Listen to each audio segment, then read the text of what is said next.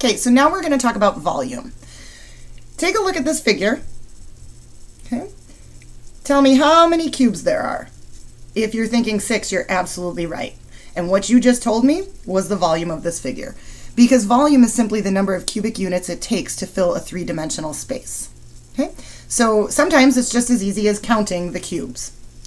Let's look at a little bit tougher one. See if you guys can see this. It's a little hard to show. Okay? Now, if I asked my 4-year-old daughter to tell me how many cubes were here, she would probably count them individually.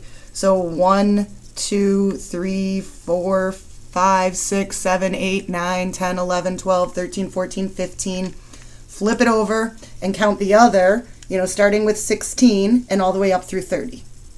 Okay? And there she would be able to give me, by counting all the blocks, the volume of the cube. Now my son, he's a little bit more advanced. If I asked him to tell me the number of cubes, he might try to shortcut this a little. So he may count the 15 blocks on the top, but realizing there's a second layer, just double 15. Okay? Now if you're thinking you would just take, because this is 5 across, 3 deep, here we go if I can show you the 3 deep, and then 2 high, if you're thinking you would have just taken 5 times 3 to give you 15 and then multiply by 2, that is the absolute most shortest way of counting the number of cubes in here. Okay?